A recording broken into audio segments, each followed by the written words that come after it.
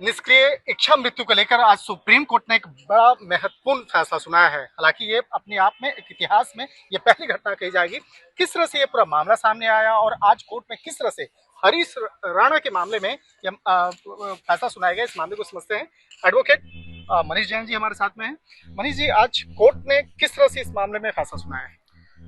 Court ने right to die के issue पे अपनी मोहर लगा दी है, खासकर हरीश राणा के मैटर में, क्योंकि वो पिछले 13 साल से बेड रिडन है और कोई रिकवरी के चांस नहीं थे। एम्स ने भी मना किया, सीएमओ ने भी गाजियाबाद के मना किया, दो दो मेडिकल बोर्ड बने और बहुत लंबी डिस्कशन के बाद, पूरे देश और दुनिया के कानूनों को डिस्कस करने के बाद आज जस्टिस पारदीवाला और जस्टिस विश्वनाथन जी की बेंच ने हरीश राणा के केस में प्रेस विद को अलाउ कर दिया।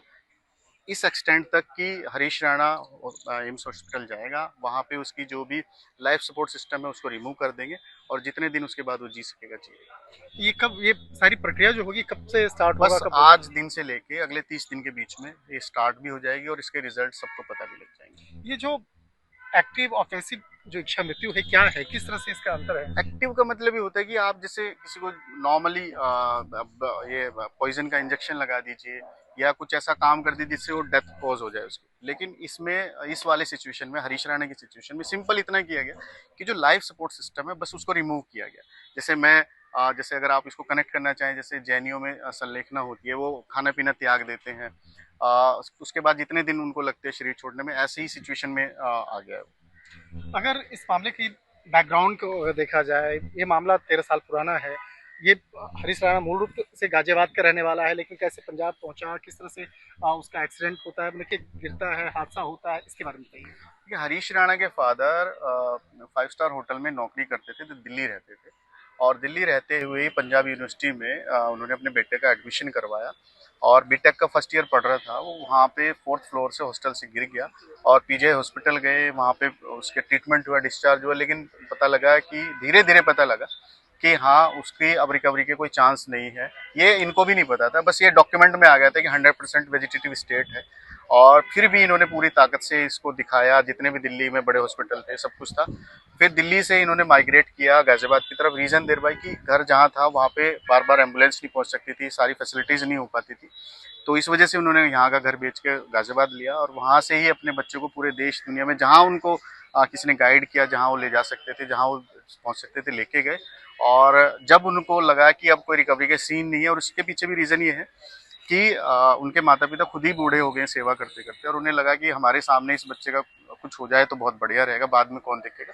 तो सुप्रीम कोर्ट से पहले हम हाई कोर्ट गए थे, वहाँ भी हमने डेफिनेशन एनलार्ज करने की बात की थी और मेडिकल बोर्ड कॉन्स्टिट्यूशन की बात की थी, दोनों ही नहीं हुए थे। सुप्रीम कोर्ट आए, यहाँ भी वो उस टाइम पे भी दोनों नहीं होते, पर मेडिकल असिस्टेंस दिया गया था गवर्नमेंट ऑफ इंडिया को, स्टेट गवर्नमेंट को डायरेक्शंस थी सुप्रीम कोर्ट की, और एक साथ में डायरेक्शन थी अगर कोई दिक्कत होती है तो वापस आ जाना डायरेक्ट यहाँ पे।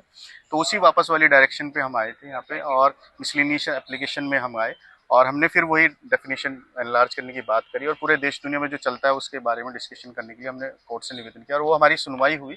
और यहाँ पे भी दो दो मेडिकल बोर्ड बने, फिर उसकी रिपोर्ट नेगेटिव आई और आज जजमेंट प्रोनाउंस हो गया, जिसमें हरीश राणा को right to die, dignified die की परमिशन मिल गई है और वो धीरे धीरे एग्जीक्यूट हो जाएगी। इस मामले में आज जो फैसला सुनाया जा रहा था, आज माननीय जज भी जो हैं, जस्टिस पारदीवाला की बात करें, जस्टिस तो आज काफ़ी वो इमोशनल थे। आज वो इस फैसले को सुनाने के वक्त में भी काफ़ी कई लेखकों के बारे में भी जिक्र किया, काफ़ी इमोशनल उन्होंने संस्कृत के श्लोक भी पढ़े हैं आज, और चिंता के बारे में भी जिक्र किया है। तो और इसके साथ साथ मैं जानना चाहूँगा कि आज किस तरह से और कई दिशा निर्देश दिए गए हैं अलग अलग राज्यों के सीएमओ को, उसके बारे में बताइएगा। देखिए, वैसे कोर्ट और जुडिशरी को बहुत बहुत नॉर्मली डेथ सेंटेंस दिए जाते हैं, उसमें कोई समस्या नहीं, क्योंकि जो कल्प्रेट होता है, जो एक्यूज होता है, वो कुछ कांड करके आता है। लेकिन इस केस में जहाँ करुणा थी, स्नेह था, प्रेम था, दवाइयाँ थी, मेडिकल एडवांसमेंट थी, सब कुछ था और उसके बाद भी कोई रिकवरी नहीं थी, तो इसीलिए जस्टिस पारदीवाला बहुत ज़्यादा इमोशनल फील कर रहे थे, बहुत ज़्यादा संवेदनशीलता दिखा रहे थे। माता पिता से भी उन्होंने अलग से बात करी पिछली डेट पे, सब कुछ उन्होंने अपनी ही तरफ से किया, क्योंकि यहाँ जीवन लेने की बात नहीं थी, जीवन देने की बात थी। तो और जीवन देना बहुत ईजी टास्क नहीं है, भगवान का ही काम है। तो इस वजह से जस्टिस को लग रहा था। निश्चित तौर पे आज बेहद ये कहा जा सकता है महत्वपूर्ण मामला भी है और इसका असर आने वाले दिनों में भी देखेगा। हालांकि इस मामले पर अगली सुनवाई जरूर 4 सप्ताह के बाद अगस्त में रखी गई है और जिस तरह से हरीश राणा के मामले में जो एक निष्क्रिय इच्छा मृत्यु का जो एक आदेश दिया गया है, अगले एक सप्ताह के अंदर में तमाम जो प्रक्रिया है एम्स अस्पताल में प्रारंभ हो जाएगी। शंकर आनंद, न्यूज़ 18 इंडिया, दिल्ली।